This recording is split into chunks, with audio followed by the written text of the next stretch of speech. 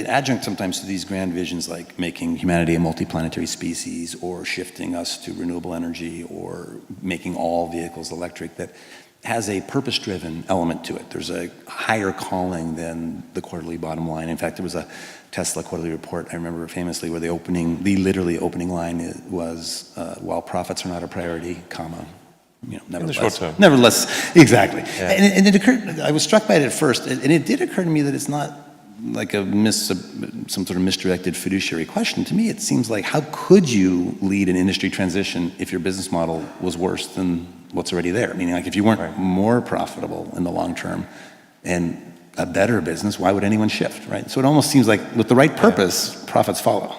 Yeah, well, if you make if the output is more valuable than the input, which is really, that's profit. Like, the output's more valuable than the input. That says you have a useful company. But in a high growth scenario, you have a lot more inputs for future outputs, so that you have negative cash flow and lack of profitability, and which we currently have at Tesla. But in the long term, of course, that has to be fixed. There can't be negative cash flow in the long term, and that there needs to be a net positive output, which is sort of profits in the long term. But in the short term, when there's high growth, it isn't the most sensible thing.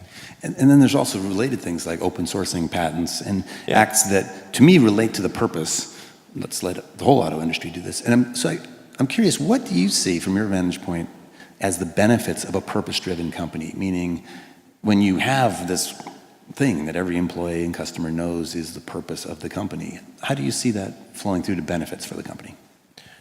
Well, I think having a purpose certainly is going to attract the very best talent in the world, because if there's something that's intrinsically enjoyable and the financial rewards are good, but then also it's something that's going to genuinely change the world, then I think that's a pretty powerful motivator. But I don't think like everything needs to change the world, I mean, honestly, like, there's lots of like useful things that people do, and I mean, I think really it should be like a usefulness optimization. Like, just say, like, is what I'm doing as useful as it could be? You're talking about the goal of an organization or a goal in general, yeah. And just even if something isn't changing the world, if it's making people's lives better, I think that's great. And even if something's like making only people's lives only slightly better, but it's a large number of people, then kind of like the area under the curve is quite good. So is that mathematical first principles of point utility and number? Exactly. Around the integral? Yeah. Okay. Like, I mean, sort of like one could say is like some app really making people's lives better? But if it's affecting a lot of people, even in a small way, then yeah, the sort of area is good.